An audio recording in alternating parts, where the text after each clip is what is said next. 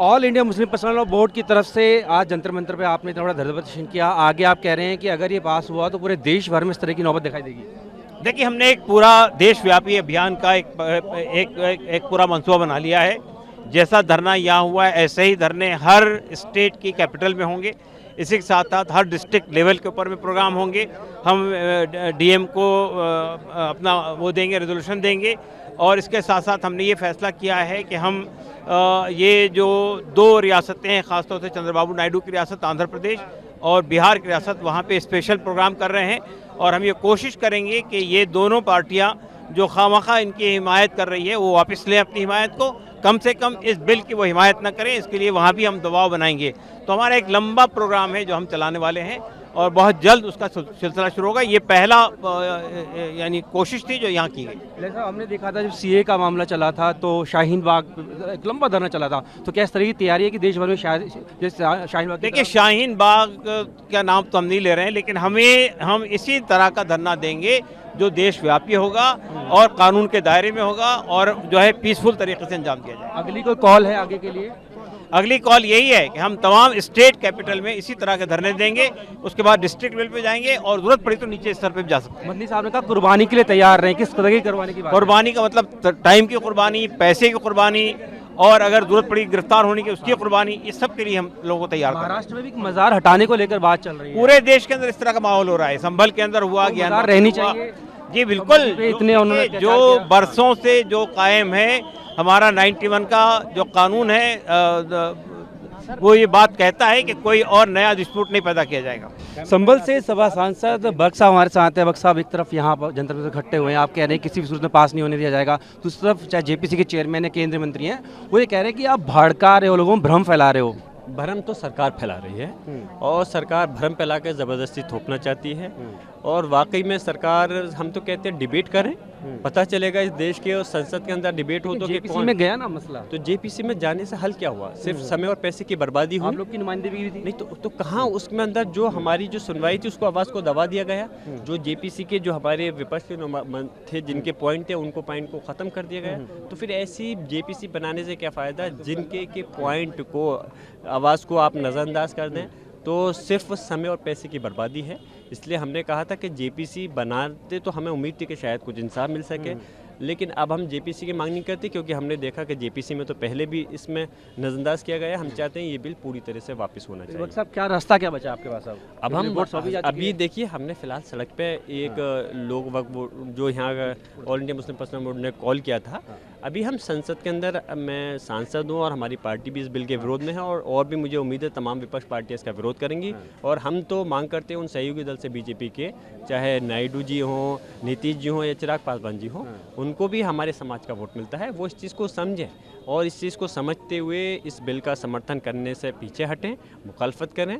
और ये संसद के अंदर हम पूरी ताकत झोंकेंगे कि ये बिल पास नहीं होना चाहिए। 1% अगर बिल पास होता है तो फिर हम माननीय न्यायालय का दरवाज़ा हम आखिरी सवाल आपसे पूछेंगे। बख्श साहब, ये बताइए, औरंगजेब की मज़ार को हटाने की बात की है, कब्र को हटाने की बात की जा रही है महाराष्ट्र के अंदर, तमाम संगठन सड़क पर उतर रहे हैं, आप उसको कैसे देखते हैं? अब ये बताइए किस प्रकार की राजनीति हो रही है अफसोस है मुद्दों से भटकाने के लिए। कि अब मैं कहना चाहता हूँ, अगर आप औरंगजेब साहब की उनकी कब्र को हटाने की बात करते हो तो इस देश का ताजमहल है उससे क्यों प्यार करते हो? ये भी तो मुसलमान नहीं, ये दिखाई तो ये भी तो मुसलमान ने बनाया था क्योंकि उससे आमदनी हो रही है। वो पूरे दुनिया के अंदर मशहूर है। बहुत क्रूरता की थी हम कह रहे हैं, हमें बताइए ना, अगर आपको इससे नफरत है तो क्यों ये लाल किला है या हमारा ताजमहल है, कुतुब मीनार है, फिर इनसे क्यों आप अपनी मोहब्बत दिखा रहे हो? सबसे बराबर रखो ना। ये दोगली पॉलिसी नहीं होनी चाहिए और ये सिर्फ और सिर्फ मुद्दों से भटकाने का काम किया जा रहा है। शुक्रिया। तो यहाँ पर देखिए, संभल से सांसद हैं, वो भी पहुँचे थे जंतर मंतर पर और साफ तौर पर कह रहे हैं कि बिल को किसी भी रूप में पास नहीं होने दिया जाएगा। नीति खराब है, ये बिल नहीं आना चाहिए था किसी कीमत में। मैं आज भी सरकार से कहूँगा कि अपनी जिद छोड़ो और देखो कि देश के मुसलमान भाई क्या सोच रहे हैं, उनकी भावनाओं का सम्मान करो और इस बिल को वापस करो। और नहीं करोगे, इस बिल को आगे लेके आओगे तो समाजवादी लोग पुरजोर विरोध करेंगे। जिस क्षमता में हैं उस क्षमता में विरोध करेंगे, संसद में भी करेंगे, सड़कों पर भी करेंगे, आवश्यकता होगी तो माननीय न्यायालय में भी करेंगे। कह रहे हैं कि ऐतराज था तो जेपीसी में भेजा गया था, आप लोग की नुमाइंदगी भी थी वहाँ पर। क्या उनके सुझाव मांगे क्या जेपीसी की रिपोर्ट अडॉप्ट करने के समय एक भी विपक्ष का एमपी मौजूद था कमेटी मीटिंग के अंदर? हिस्से से दिक्कत है, पूरे कानून से ही? पूरे कानून से, किसी तरह से इस कानून के एक भी हिस्से को स्वीकार करने योग्य नहीं है। आखिरी सवाल आपसे पूछूंगा, महाराष्ट्र में औरंगजेब की कब्र को हटाने का मुद्दा चल रहा है, मांग चल रही है, क्या मांग? देखिए बड़े मुद्दे हैं देश में, इस तरह के कोई कुछ लोग छोटी बातें करें उस पर डिबेट नहीं होनी चाहिए। डिबेट होनी चाहिए पर, नौजवानों पर, रोजगारों पर डिबेट होनी, महंगाई पर डिबेट होनी चाहिए, जो हमारा रुपए की वैल्यू गिर चुकी है। वक्फ बोर्ड में संशोधन कानून को लेकर के जंतर मंतर पर मुस्लिम संगठन इकट्ठा हुए हैं। आपको तस्वीरें दिखाएं तो देश भर से तमाम जो मुस्लिम संगठन हैं उनके प्रतिनिधि यहाँ पर पहुँचे हैं और साफ तौर पर कह रहे हैं कि वक्फ जो है वो उसमें छेड़छाड़ बिल्कुल ठीक नहीं है। और ये तमाम इस तरह के जो बोर्ड्स हैं वो आपके सामने नजर आएंगे। सामने पढ़िए आप, वक्फ अल्लाह की संपत्ति है, वक्फ के रक्षक मुसलमान हैं, तमाम चीज़ों को लेकर के अपने रख रहे हैं और यहाँ से आगे की रणनीति का ऐलान करेंगे। जो लोग यहाँ आए हैं उनसे भी ज़रा बात करने की कोशिश हम करते हैं। जी नमस्कार, क्या नाम है आपका? मेरा नाम मोहम्मद मोमिन है। मैं ये कहना चाहता हूँ कि सबसे पहले ये बताइए यहाँ आने का मकसद क्या है? यहाँ आने का मकसद ये है कि जो पर्सनल लॉ बोर्ड की जो हमारे पुरखों ने ज़मीन दी है या कोई भी इमारत बनवाई है और वो छोड़ करके गए हैं, वो संपत्ति हम लोगों की है। और कौन रहा है? ये गवर्नमेंट ज़बरदस्ती कब्जा करना चाह रही है। जब गवर्नमेंट कैसे कब्जा कर पाएगी? नहीं तो गवर्नमेंट के रूल चल रहे हैं, अपनी अपनी अंधी पीस रही है, कुत्ता खा रहा है, वो वाला मामला चल रहा है। ये जानना चाह रहा हूँ कि सरकार कैसे ले लेगी? सरकार अपने काले कानून चला करके ले रही, प्राविधान चला रही है। सरकार ले लेगी। और तमाम लोग हैं यहाँ पर, दिखाएं जनाब, आप कहाँ से आए? तो जी, तो तमाम आपको तस्वीरें हम दिखा रहे हैं यहाँ पर कि साफ तौर पे कह रहे हैं कि वक्फ में दखल देना बिल्कुल भी जायज़ नहीं है। उसका जो मुखालफत है वो लोग ये करने आए हैं। पीछे भी आप देखेंगे तो समझ में आता है, इस तरीके के बोर्ड उन्होंने लगाए हुए हैं, we reject Waqf amendment bill 2024, यानी कि 2024 में जो संशोधन के लिए बिल आ रहा है या जो जेपीसी में गया था और अभी संसद से पास होना बाकी है, उसको लेकर के साफ तौर पर कह रहे हैं कि उसको पास नहीं होने दिया जाएगा। इसको संविधान में छेड़छाड़ बताया जा रहा है और इसी को लेकर के आप देखिए कि तमाम जो मुस्लिम संगठन है वो यहाँ पर पहुँचे हैं और वो कह रहे हैं कि इसको बिल्कुल भी बर्दाश्त नहीं किया जाएगा अगर ये पास होता है। और इन संगठनों ने, हालांकि ये जो कॉल है वो all India Muslim personal law board की तरफ से थी और तमाम जो अन्य संगठन हैं उन्होंने भी इसमें शिरकत की है। साथ ही जो पॉलिटिकल पार्टीज़ है उनको भी कहा गया है कि इसमें इनका सहयोग करे। दूसरी तरफ सरकार है, सरकार का कहना है कि उनको गुमराह किया जा रहा है, विपक्ष द्वारा एक भ्रम फैलाया जा रहा है और इस बात को जेपीसी के सामने भी रखा गया था। साथ ही जब वापस पार्लियामेंट में आएगा, इसमें चर्चा होगी तो वहाँ पर भी इस बारे में बताया जाएगा कि सरकार की आखिर मंशा क्या है। लेकिन फिलहाल सरकार की मंशा पर इन लोगों को यकीन नहीं है और उनका साफ तौर पर कहना है कि ये छेड़छाड़ है जो कि नहीं होनी चाहिए। अपनी वीडियो से होगी। वक्फ बोर्ड में संशोधन को लेकर लाए बिल को लेकर के मुस्लिम संगठन जो हैं इस बात को लेकर विरोध कर रहे हैं और all India Muslim personal law board जो है उसके आह्वान पर देश भर से जो मुस्लिम संगठन हैं उनके प्रतिनिधि दिल्ली के जंतर मंतर पर इकट्ठे हुए हैं और यहाँ पर कह रहे हैं कि इस कानून को वापस लिया जाना चाहिए, किसी भी हाल में ये जो है लागू नहीं होना चाहिए। जनाब अपना नाम बताएं, कहाँ से आए हैं? जी, मेरा नाम मोहम्मद आकिब है और मैं मुजफ्फरनगर से आया हूँ।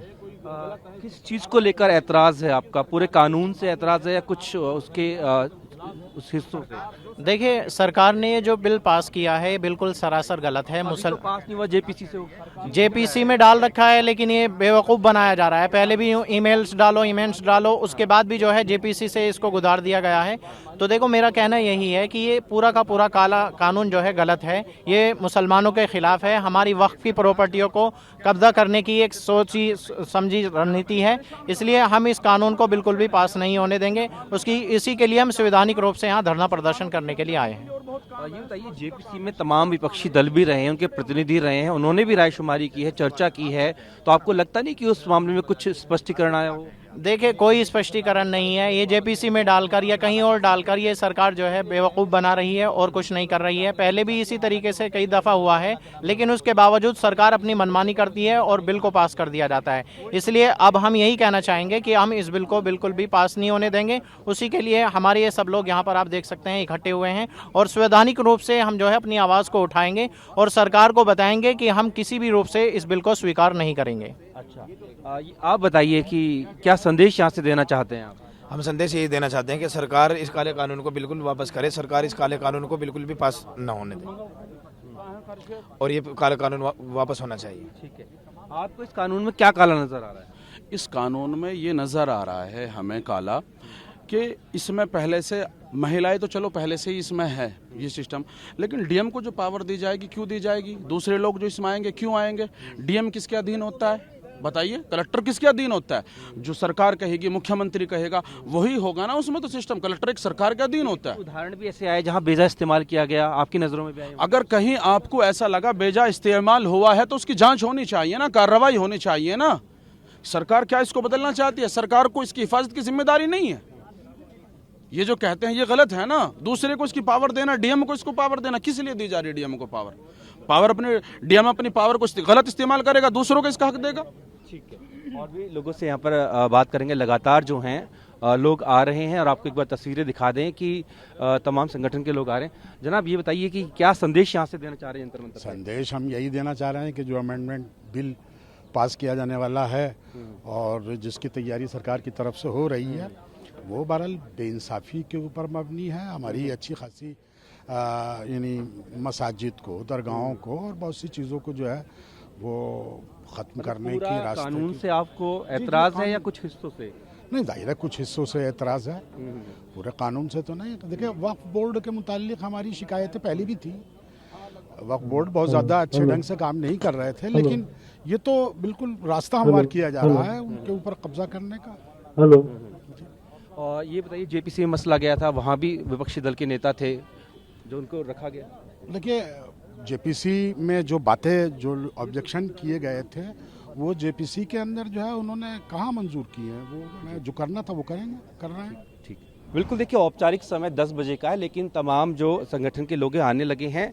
जनाब अपना नाम बता दीजिए, आपके एतराज़ क्या है वो बताएं। मोहसिन तकावी। एतराज़ हमारा यही अमेंडमेंट बिल को लेकर है और चूँकि देखिए जिस तरह से बिल के अंदर कुछ बातें जो कही गई हैं वो रास्ता हमवार कर रही है इस बात के लिए कि मस्जिदों को जो है और दरगाहों को और बहुत सी जो हमारी धार्मिक चीज़ें, क्या ऐलान करने वाले हैं? यहाँ से हम ये अपनी नाराज़गी का इजहार करना चाहते हैं। ये बेइंसाफ़ी हमारे साथ हो रही है, उस बेइंसाफ़ी के खिलाफ आवाज़ बुलंद करना चाहते हैं। लेकिन मसला जेपीसी में गया, विपक्षी नेता भी थे। जी जेपीसी में ज़रूर गया, लेकिन जेपीसी के अंदर जो बातें कही गई तो उनके ऊपर कहाँ वो अमल हुआ, यानी बल्कि और बदतर सूरत हाल उसकी पैदा हो गई है। सरकार कह रही है कि विपक्ष आप लोग को गुमराह कर रहा है, भ्रम फैला रहा है। नहीं, विपक्ष की इतनी जुर्रत नहीं है, इतनी उसका हैसियत नहीं है कि वो हमें गुमराह कर देगा। हमें तो शैतान भी गुमराह नहीं कर पाया, तो हम क्यों गुमराह होंगे? अगर ये संसद से पास होता है तो आप क्या कदम उठाने वाले हैं? अब जाहिर है कि हम नापसंदीदगी का इजहार है और फिर उसके बाद जो है फिर यानी क़यादत जो है और मुस्लिम पर्सनल लॉ बोर्ड और दूसरे इदारे जो है वो मिल बैठ के जो है वो रास्ता तय करेंगे। आपने बाकी सियासी दलों को भी बुलाया है, तो किस किस के आने की बात है और क्या आश्वासन लोगों से? अब देखिए हमने तो हर उस इंसाफ पसंद दल को बुलाना चाहा है कि जो इस सूरत हाल को जो है गलत समझ रहा है, ये मुसलमानों के हक़ में बेइंसाफ़ी तस्वुर कर रहा है। अब जो आना चाहेगा वो आ सकता है, दरवाजे सबके लिए खुले हुए हैं। ठीक है, एक बार तस्वीर दिखाते हैं, विजय जरा दिखाइए। तमाम जो लोग हैं वो यहाँ पर आए हुए हैं और साफ तौर पर उनका यही कहना है कि किसी भी सूरत में जो संशोधन बिल है इसको संसद से पास नहीं होने दिया जाएगा और इसको लेकर के मुस्लिम पर्सनल लॉ बोर्ड जो है उनकी तरफ से ये आह्वान किया गया है। और खालिद सैफुल्लाह रहमानी साहब हमारे साथ हैं। जनाब आज यहाँ से क्या कहने वाले हैं, क्या संदेश देने वाले हैं? आप यहाँ रुकिए, सुनिए संदेश। अभी पहले से क्यों पूछ रहे हैं? नहीं, अगर ये पास होता है तो अगला कदम क्या रहने वाला है? सब आपको मालूम हो जाएगा। आप यहाँ रहें, हमारे स्पोक पर्सन हैं डॉक्टर कासिम रसूल इलियास, सब बताएंगे आप। इलियासी साहब बताएंगे। जी जी जी। लेकिन सरकार कह रही है कि आप लोग को गुमराह किया जा रहा है, भ्रम फैलाया जा रहा है विपक्ष द्वारा। सरकार तो पूरे 10 साल से गुमराह कर रही है लोगों को। हम लोग तो उस गुमराही को दूर करने की कोशिश कर रहे हैं। कोई अब भी कोई बात आप कहना चाहते हो सरकार से सीधा हमारे जरिए? हाँ नहीं, यहाँ हम लोग बात करेंगे इंशाल्लाह, अपने वक्त पर बात करेंगे। ठीक है, आप तो देखिए थोड़ा सा वेट कीजिए आप। थोड़ा इंतजार करिए, यही कह रहे हैं कि थोड़ा इंतजार करिए और जब बात होगी तो बात सामने रखी जाएगी कि आखिर अगला कदम क्या उठाने वाले। लेकिन साफ तौर पर वो ये कह रहे हैं कि ये जो संशोधन लाया जा रहा है ये उनके हक में नहीं है। हालांकि सरकार का यह कहना है कि विपक्ष इनका इस्तेमाल जो है वो करने की कोशिश कर रहे हैं और भ्रम की स्थिति पैदा की जा रही है।